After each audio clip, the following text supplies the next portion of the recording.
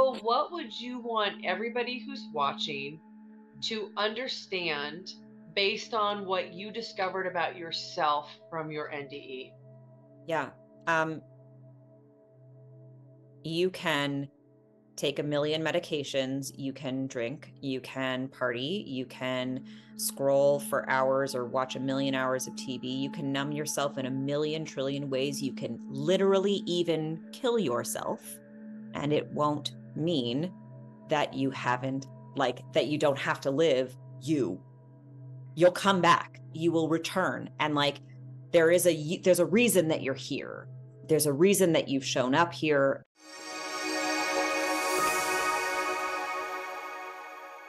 My guest today is Jana Stern, who is a psychic astrologer, and she's coined her own term, spiritual activator. She also had a near death experience, and I'm really excited to dive deep into all of these topics. So, Jana, welcome. Thank you so much for joining us today. Thank you. Thank you so much for having me. I'm excited to be here. You're a very Oh, sweet soul. I can feel it. It's nice to be around. oh, thank you so much. That means a lot. Well, I'm curious, what exactly is a psychic astrologer? I think that it's like somebody, the idea of it is that I have a gift. We all have a gift. And my gift is that I can hear. I have clairaudience. And the ability to be a psychic really is about disrupting for me. I think that historically, psychic has been this thing like you expect me to come like with my shawls and my crystal balls. And like, don't get me wrong, I have beautiful shawls and amazing crystal balls, but I'm not that. I don't present that way. And an astrologer is somebody who studies astrology, which is what I've been doing most of my life. And certainly for sure in the past decade of my life, getting very serious about my astrology practice. And so a lot of what I do is just help people to see who are we designed to be and how are you meant to be in this world. And then the psychic messages come through about like, okay, well, why? Why do you not behave that way? Why do you get in your way? What are the stories you're telling? What are the habits that you're in? What are the like cycles that you've brought yourself into because of traumas in your life or experiences or things that you've been through that, or, relationships, people that have told you one thing or another, this parent said that, or that, partner believed this. And so you adapted and molded and shaped yourself. And then all of a sudden you're somebody that you weren't supposed to be. And you're so far away from who you were designed to be. And I'm not, I always say, like, I'm not a therapist and I'm not your best friend. I'm going to say the things that are really uncomfortable to hear, but they're going to move the needle in a way that a therapist wouldn't necessarily push you. And a best friend would be like, leave him, girl. I'm like, don't leave him. Leave the thing that makes you do this in every single relationship so you don't do it again. You know what I mean? So, like, that would be, Okay, yeah. that makes a lot of sense. So you said that you're hearing. So who are you hearing? Are you hearing your spirit team? Are you hearing the person you're reading spirit team? How does that work? A little bit of both, and sometimes like extra spicy, spirits from the other side, depending on who it is and what's going on. I often refer to it as like, I tap into the quantum sphere of source of everything. And in that space, there is infinite information to receive. And sometimes those are specifically your loved ones who have crossed over. I'm very fortunate to be able to have the gift of mediumship, so I can hear people who have passed away and the messages that they have for their loved ones who are still in physical. It's not something that I necessarily like to market, because then people come in and they're like, hey, what does my grandmother say? And I'm like, it doesn't really necessarily work that way, even though it kind of does work that way. It can be very invasive as the reader, so I don't push that out there, but it is part of what I can do. And so, yeah, does that answer your question? Definitely. So you said that you've been doing astrology pretty much your whole life. When did you first begin hearing spirit? My whole life I could hear it. I always say as a kid, I could hear crystals. They would sing to me. They would tell me stories. I was always like, I would go deep with them. My grandfather and my great grandfather were collectors. So there were dozens of them, like hundreds of them all over the house. In fact, the last time I was down visiting my grandmother, I literally stumbled on a box and there are probably 150 crystals that I like found in her garage that were left over from the like hundreds that I already received when he passed away. And they used to just like talk to me all the time. But mental health was something that was very present in my life. Their son, my father, was diagnosed schizophrenic and bipolar and a whole bunch of other things. They changed the diagnoses, as that system tends to, over the years. And so from a very young age, I kind of understood hearing voices equals bad. So I suppressed it a lot. Yeah, I bet in that family that would make sense. Big time. What about the crystals though? Do you have to be physically with them to hear them? Mm-mm. So if I No. have a super special crystal and I get it, could you hear it? I can hear it already. You can bring it out, but I can I already. Crystals are my favorite language to speak. I always say that I'm like a walking crystal encyclopedia because I love them. I can hear them. They tell me what they need to for their like owners to know. Because a lot of times we forget that we're in relationship with them, that they're not just like there to be pretty. They're actually holding energy and creating energy, and that we have to like respect them in a particular way that we forget to. So that is definitely, something that I hone in on, and they have messages for us. And sometimes we're like, this crystal doesn't work anymore. And I'm like, have you nourished it? Did you put it in the moonlight? Have you done the things? Have you cleansed it? Have you taken care of it? Are you doing all the things? It's kind of like a pet a little bit. It's like, Interesting. yeah. Well, astrology, I've always been fascinated with astrology, and I think for a lot of people, it doesn't seem real because all they see is like, all right, I'm a Taurus and Right. I'm stubborn and all these other things that apply to 1/12 of the planet, right? But there's Uh-huh. so much more to astrology. So what do you want people to know about astrology? And then how is what you do, being a psychic, make that so much more useful? Good question. So, first of all, we all have all the chart, as in, you might be a Taurus and you might be stubborn. And that's because the sun was in Taurus at the time of your birth. But there are many other planets that are expressing themselves archetypally in your chart, not just the sun. The sun is a big expression. We know we need the sun to survive as a universe, not as a universe, but as a solar system. We need the sun, and the sun is how we radiate, it's how we shine, and that's why it comes first. That's why when people say what's your sign, they mean what's your sun sign, right? How do you radiate in this world? I radiate like this 1/12. However, we all have all of the chart because there are in the chart a whole clock. All 12 signs are there, and they determine different houses, different sections of our lives. And in those houses might be a planet or two, or a luminary, a moon, a sun, an asteroid, a something else. And the planets themselves currently all the time are moving, they're transiting. And so they are affecting you in a multitude of ways. This is why Mercury in retrograde has become so like trendy, because first of all, Mercury is closest to the sun. It's the first planet. So of course it would be the first one that we wake up to, right?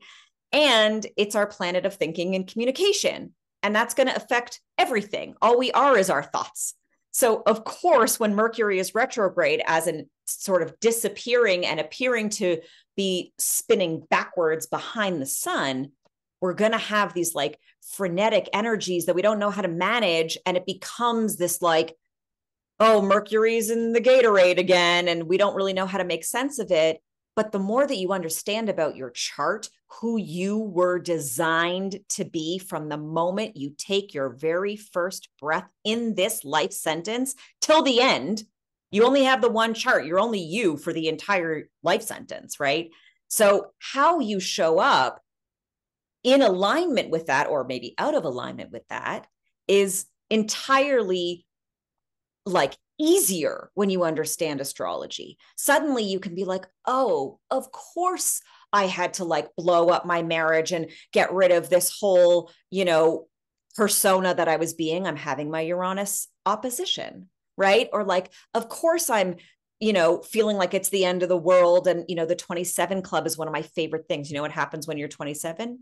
No, what is the 27 Club? I've never heard this before. 27 club is what we refer to in pop culture of all of those young folks who die in pop culture, like Kurt Cobain and Janis Joplin and all these people. They die at 27. And a lot of the times it's from overdoses or from things that are like sort of self-inflicted, but not exactly self-inflicted. And at 27, you're starting to have your Saturn return. And Saturn is boundaries and laws and rules and constrictions. So if you're feeling the boundaries and constrictions, all of a sudden you're like, I want to break free of that. And that's your Saturn return.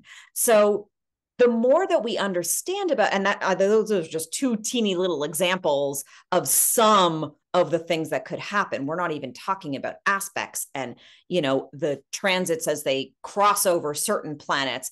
There's a lot that's involved. And I remember being a very young kid. I have been studying, or like involved in astrology my whole life. My grandmother has charts of her and my grandfather and my father from the 70s. And so she's been talking about being a Virgo my entire life. And as a Pisces, I ate it up with a spoon. And so as I've gone on the journey of like learning more and going deeper and deeper, it's an infinite knowledge of infinite space to know. I've been hours and hours of study, and I still feel like I don't know anything, and I know something. So, Wow, that's incredible. So every person has pieces of all of the astrology. Then is there some type of astrology that kind of predicts where we are right now as a planet in the place? Okay, absolutely. can we talk about this because it's not Uh-huh. something I'm very familiar with, but I was guided to ask you this. Okay. So there's a couple things. Firstly, you're in America, right? Yep. Okay. So y'all are having a Pluto return, meaning that Pluto is returning to the place that it was at the time of America's birth. At the time of the signing of the Constitution, Pluto was in Aquarius. And you guys are going to really feel it for 20 years because Pluto is the planet of karma, collective. Oh my gosh. Okay, so I need to dive deep into this because I think this is something that people are really interested in. So Mm, tell us what you know. yeah. You know, as a Canadian, I will say that, the karma of your country is unique, right? You are a very young country, relatively. So are we, younger than you guys, but you're a very relatively young country in comparison to the rest of the world, which is ancient in many ways. And your country was kind of built on this horrific thing that you sort of need to serve the karma for. And how karma expresses itself, and this is a really Plutonic thing, it's a really important thing to know about where Pluto is in your chart and to understand how it affects you specifically. And it's important to look at your own chart and see where is Aquarius, what house is it in, and so where is this going to affect your karma personally on a personal level? How will it be reflected? And also collectively right now, America needs to, pardon my language, but like eat some shit because it's a little screwed up to like build a whole country on the backs of slaves and then not course correct that and then not make. Interesting. Hold on a second. When you said that we were eating the karma based on what we built on, I actually wasn't thinking about the slaves. I was thinking about the slaughter of millions of Native Americans who were here first. That's right. That's right. Our country, my country has that nonsense too. Yeah, exactly. And so, like, a country built on death, I mean, there's a lot of death that's happening in your country, right? There's poison in the food. There's like everything is completely backwards. And when you look into CIA documents and all these other things, Oh, you're like, okay, so it's all a lie? Cool. And the reason that we're starting to see that so in our faces is because the karma needs to be served right now. And so we're eating the shit and going through it. so when you say the karma needs to be served, Mm. what does that mean as a collective for the United States? So I don't love to future predict because it can be very dangerous. As a psychic, that is an important thing that I really take very seriously. I do not like to future predict. Okay. That said, somebody will have to pay for it.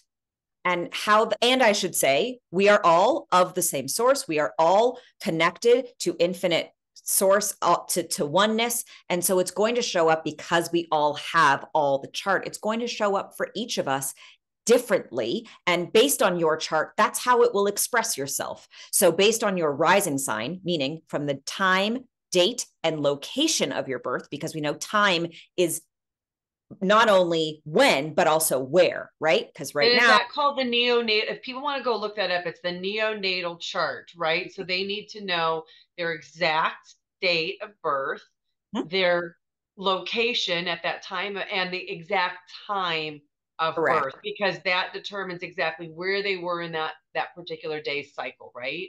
That's right. Where the sun was rising on the horizon, where the dawn was, is how you dawn on others, is how other people see you from the outside. So I'm a Pisces sun, but to look at me, she says Leo, doesn't she? So I got That the big. your soul rising sign is Leo, Yeah. and I'm a Taurus, but my soul rising sign is Libra.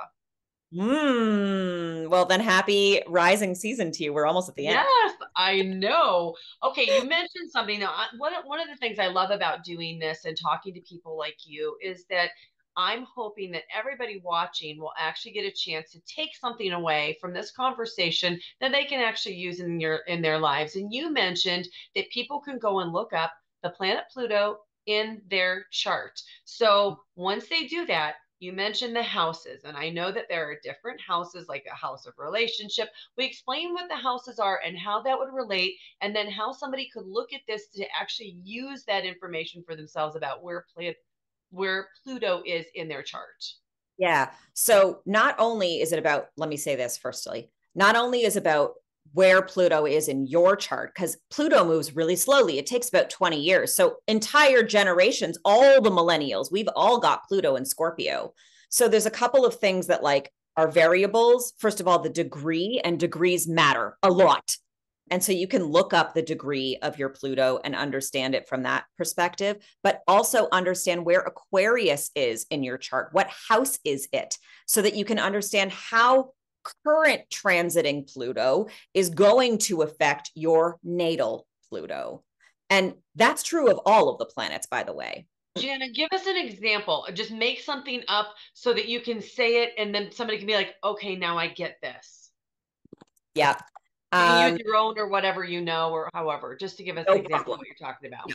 You got it. So let's say that you have Pluto in the 8th house. Okay. This is sex, intimacy, shared finances, taxes, divorce, loans, goals, mystery, your partner's resources, right? So in that instance, if that is where Pluto is currently transiting, your karma might be that you might get an inheritance, but you also might get a divorce and have to like serve that karma in that way, feel what it feels like to break apart finances. Or maybe you merge, you get married to somebody, and then you have to understand how do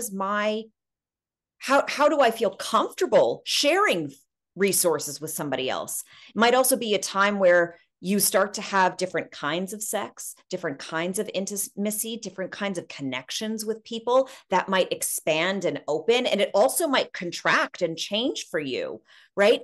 And so the houses, each of them represent different things in our lives, right? Anything from, our self, the first house, money and like income in the second house, the mind, thinking, siblings in the third house, family, home in the fourth, romance, love in the fifth, health, fitness in the sixth, relationships, contracts, partners, business partners in the seventh, sex, intimacy, joint ventures in the eighth, travel and philosophy and wisdom in the ninth, career, long-term goals, your public image in the 10th.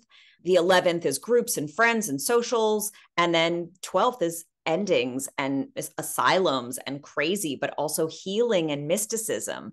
So when you think about each of these different chunks of your life, chunks of the pie, where Pluto is and where Pluto is moving as it moves out of Capricorn and into Aquarius for the next 20 years, this can really speak to what might come up, but also really importantly, look at where it was, look at where Capricorn is in your chart just before Aquarius, and think about how the last 20 years has been for you. What about those things have you learned? What is there for you to like really release? Because not only is karma served, but we also can release karma. That's what we're here for in a physical body, right?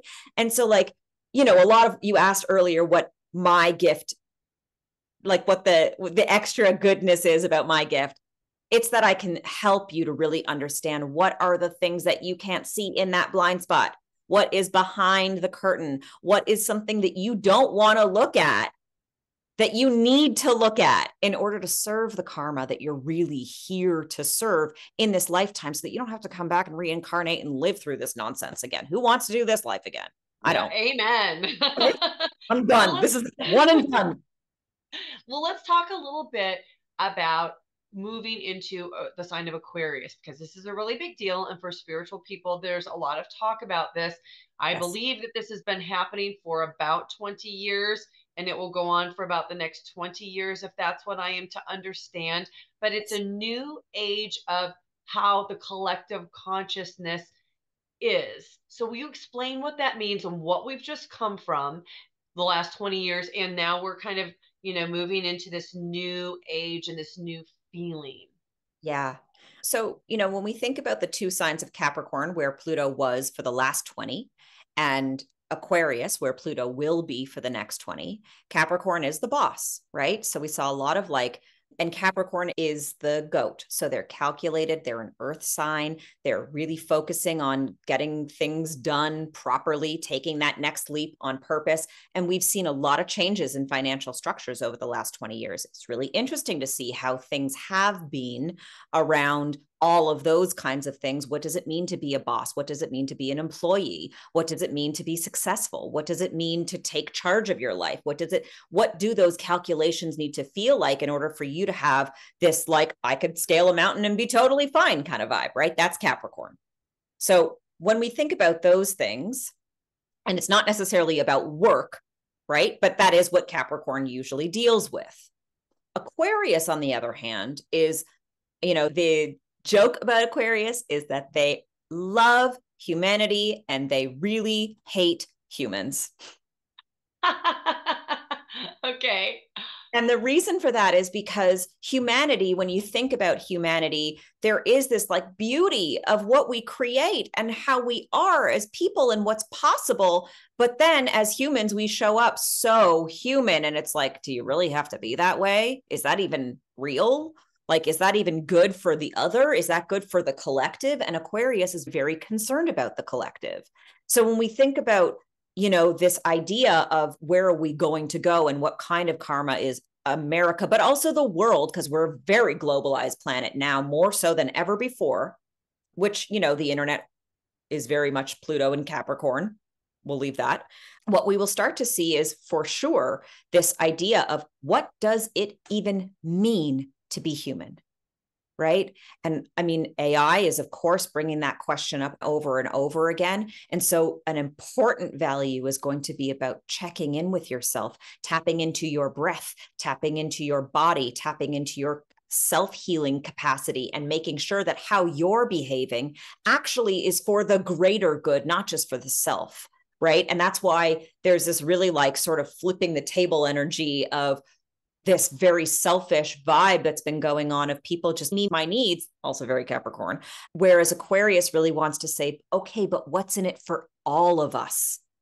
How are we all going to benefit? How do we all, you know, this is like the rising tide rises all boats, right? How do we not just worry about, is my boat going to go up? Like, yes, but not if you're so focused on you, then your boat will sink.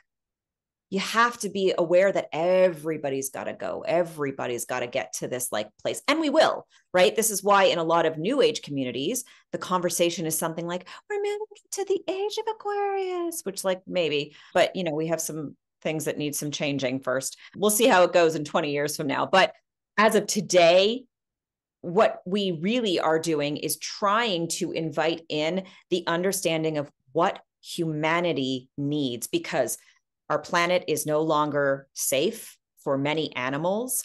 And by the way, humanity does not just mean humans, it means Earth. It means living on this planet, right? So all of these non-sustainable practices, the way that we consume, this is why capitalism is dying, because it doesn't serve us. Really, it doesn't. We're in debt to who?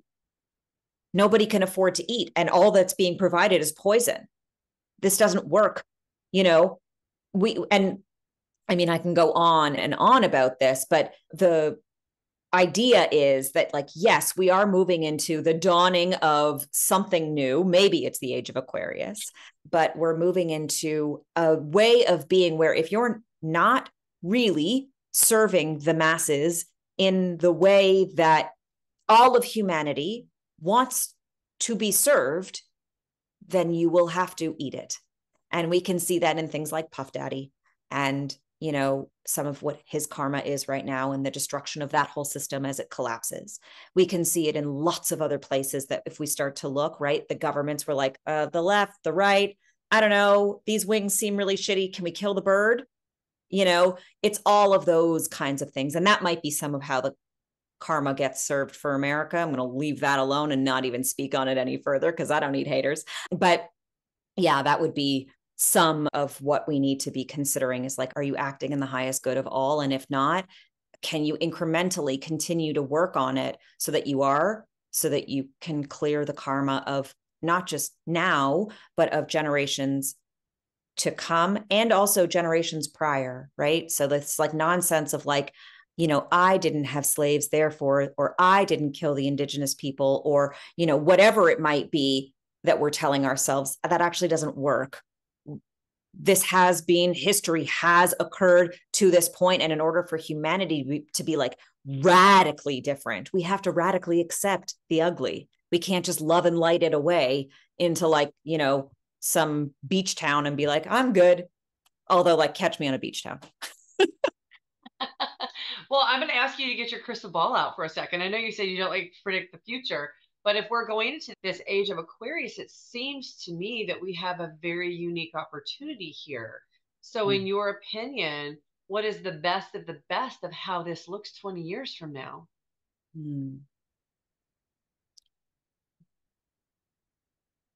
I don't think we have a name for it yet. I'm encouraged to say it's something, it's an ism that doesn't yet have a name, but it's something wherein the question is not about me, it's about we. And, you know, I would say like perhaps socialism gets as close to it as maybe possible, but even that feels dirty compared to what it could be. So let me speak about it kind of less abstractly if I can. I want to say like the hippies in the 60s had it right, but they also had it wrong. Bless the boomers. If you look at them, they're doing great things and they're also maybe not. Like they're really, you know, that's Leo. They're just like, does it look good? Does it present well? Is it good from the outside? Who cares what the substance is? And you're like, the substance matters.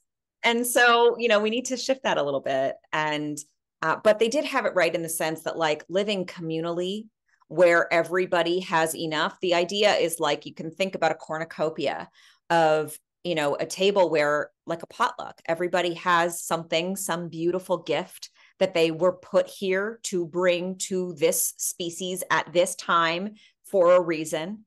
And to understand that and live that and be that way. Listen, I'm not a mathematician. I'm never gonna be. That's not what I'm here for. I'm not supposed to, like, that doesn't mean that I won't learn more math and be more mathematical in my thinking. Of course, it's part of astrology. And it's funny to me how all my life I was not mathematical. And now I'm like, I have to be in order to deal with degrees and little bits. But when we all live our gift, truly live our gift, and we bring that gift to the cornucopia table, to the potluck, everybody eats. Everybody gets what they need and nobody leaves hungry. And right now we're in the upside down of that, right? We are living in a world where hunger is the norm in a lot of places around the planet, where even, living under the poverty line, whatever the hell the poverty line even is, like, normal, all of these things that we have totally normalized, the fact that there's microplastics in everything, all of these things, they really don't serve. They actually deplete us. They create a system of lack. And the system of whole and complete doesn't have a name. It doesn't have it's conceptual. And in order for us to get there, it's about understanding where you get in the way of being that now. You know what I mean? Yeah, no, I do. I do. Thank you for sharing that. So you told me that you coined a term called spiritual activator, and I can see some of that's coming out already. So why don't you tell us a little bit about what that is and how it works? Yeah, I just wake people up to the fact that you're magical, that you have a gift, and that your gift is not here to be like expressed, on a Tuesday after work for 8 minutes between Netflix shows. And, once you've had a glass of wine, or on the weekend, or like, that's not what you're supposed to do in this world. You're meant to be here for a reason. And what I do is I really activate that in people. I empower them to, rid themselves of the things in their life, including the stories and the people and the ways that they are being, and to understand, well, what is that story, right? So, like, for many years, on a personal note, that story of my father being mentally ill was something that I created in myself. I was like, he's crazy. I'm going to be crazy. It's going to be like this. I struggle. I have these problems and those problems. And I just kept manifesting more and more of it. And it wasn't until I had a near-death experience, I had a suicide attempt. And on the other side, I was like, oh, no, wait, hold on. It's not crazy. It's just magical. I'm supposed to be this way, and all these years later, I realized that I was never, ever supposed to walk the path of somebody normal. I was supposed to be this weirdo who talks about astrology and the collective and, crystals and whatever else. This is who I'm supposed to be. And thank God I let myself be that. And so what I do is I give people permission. I activate their spirit, and then I teach them, how can you actually do this in a day-to-day practice? What are the tools, the practical tools? What are the divination tools? What are the understandings? How do you understand the signs? How do you understand your clair gifts? Because we have lots of different clair gifts. I can hear, I'm clairaudience. Some people have clairvoyance, clairgustance, clairsentience, claircognizance, and so on and so forth. You want to learn more about that? I have a whole course on it on my website. It's called Own Your Fucking Intuition. Sorry for swearing.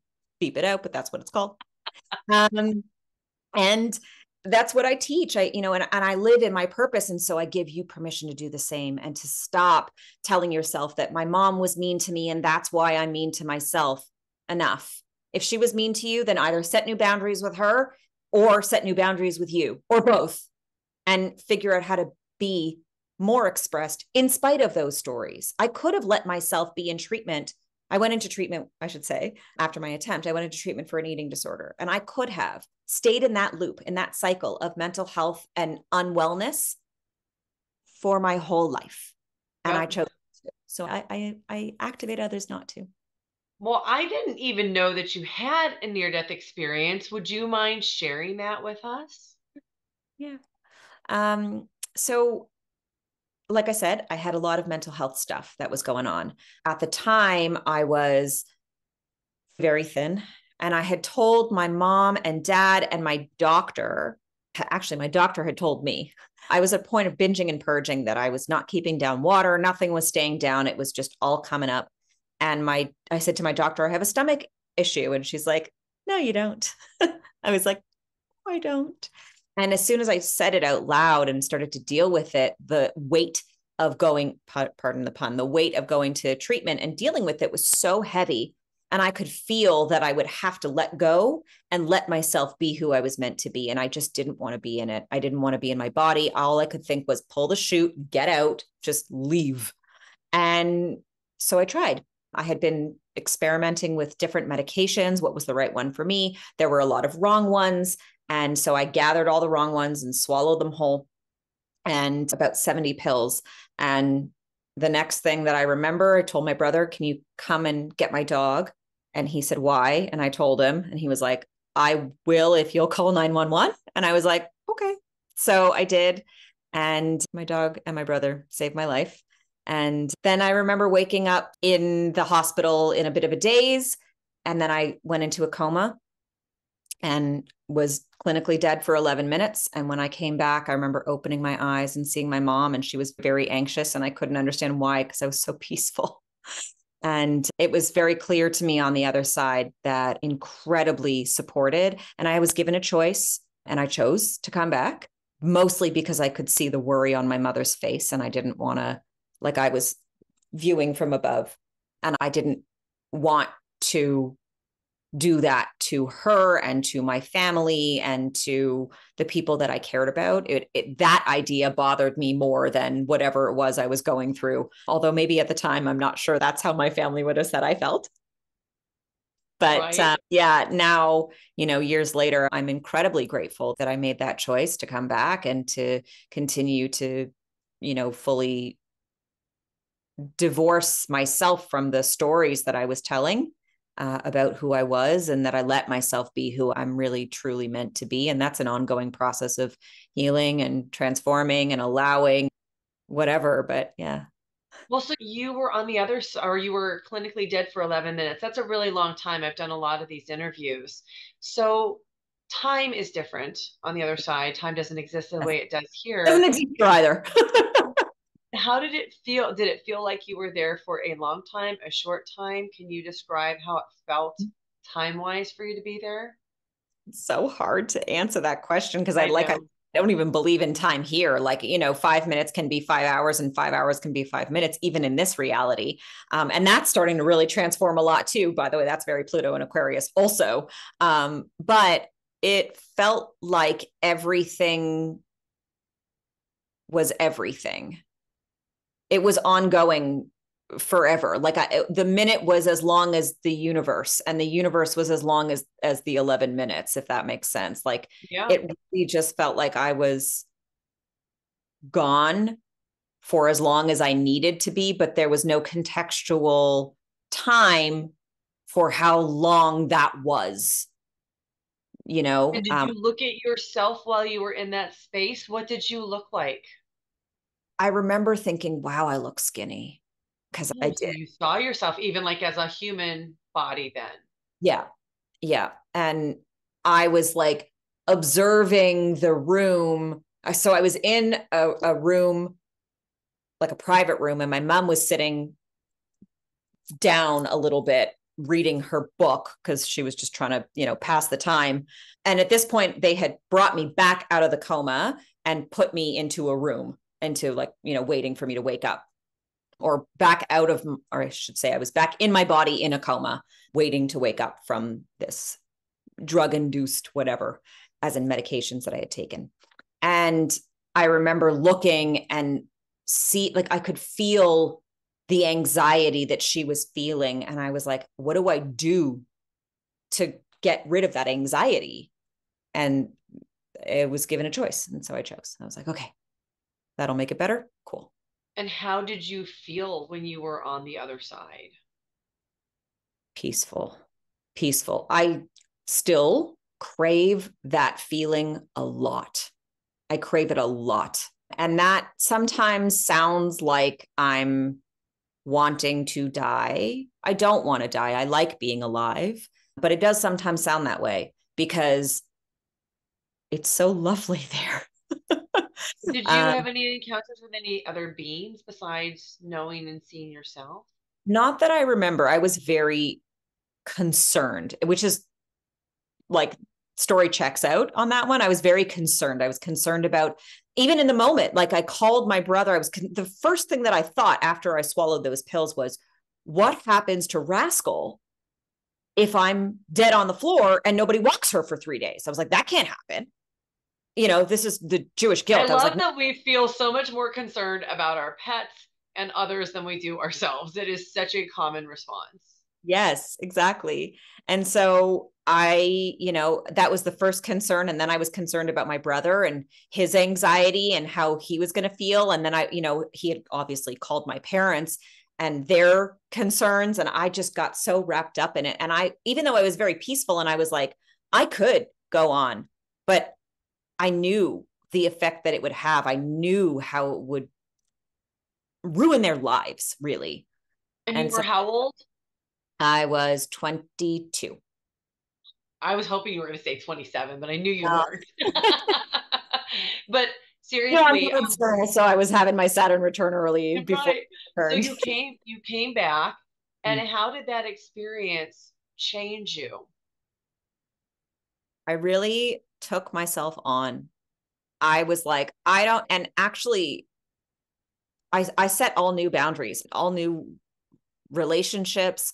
I changed a lot of things in my life at that point.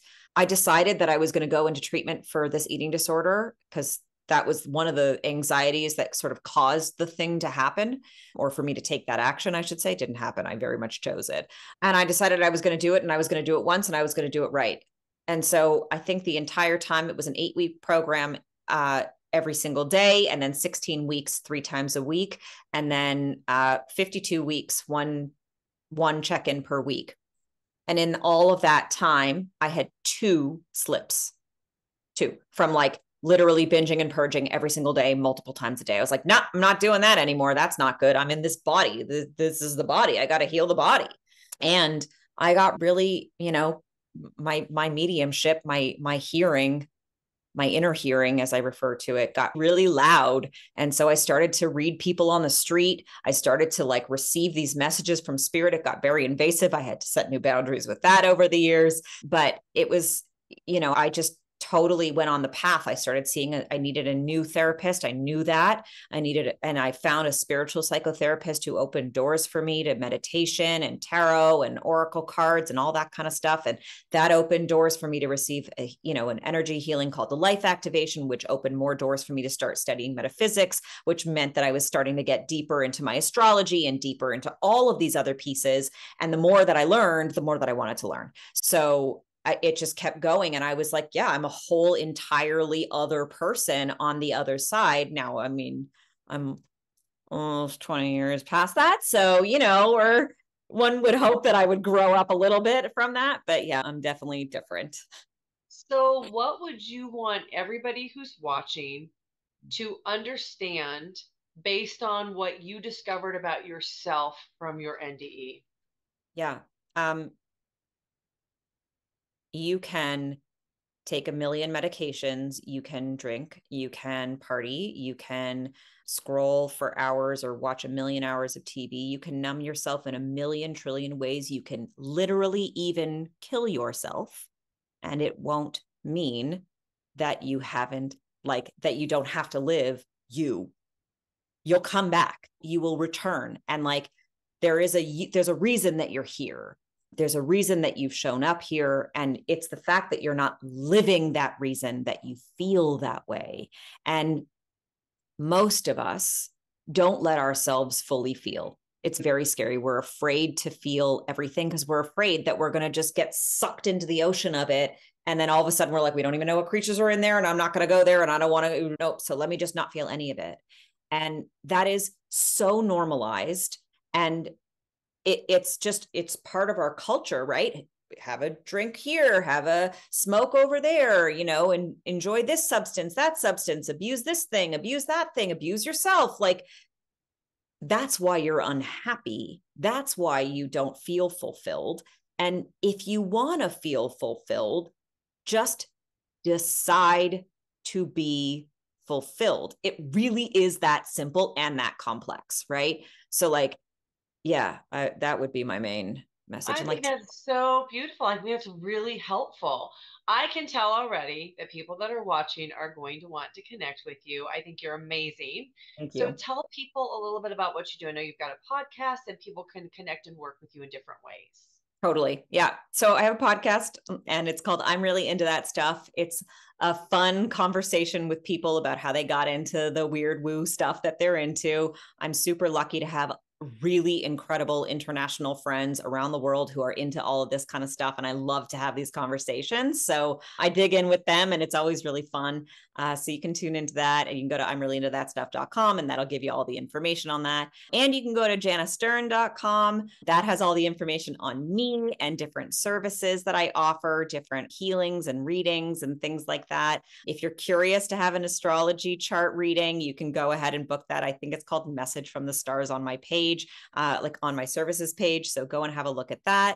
And I'm actually going to be opening up my one-on-one 6-month coaching container very soon. It's called the Resilience Revolution, because I think that we all need to be very resilient in this reality. And it's revolutionary to be part of that resilience. So I will be opening that up in the next couple of months and or weeks rather, I guess. And so you can, dig in and send a message about that on all the social medias. I'm Jana Stern Healer, even though I don't heal anybody. It's just what was available on Instagram. I couldn't say healing, so it became healer. So it's Jana Stern Healer on every single platform that there is.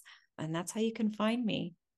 I love it. Oh my gosh, this has been such a fun conversation. I love your energy so much.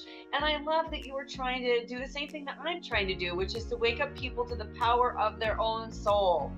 So we're doing the same thing. Thank you so much for what you are doing to help wake up the collective consciousness. It is so needed right now. Thank you. I think, I often say this. You or I cannot do it in a vacuum. We cannot do it alone. We need so many integral people who are living that truth and really being it for the collective. So thank you for doing what you do. And thank you for having me. Thank you. And thank you everybody for watching. Next up, check out this playlist of other NDE interviews. Please like and subscribe. It really helps this channel to grow so I can bring you more content. Thank you for watching. I'm so glad you're here.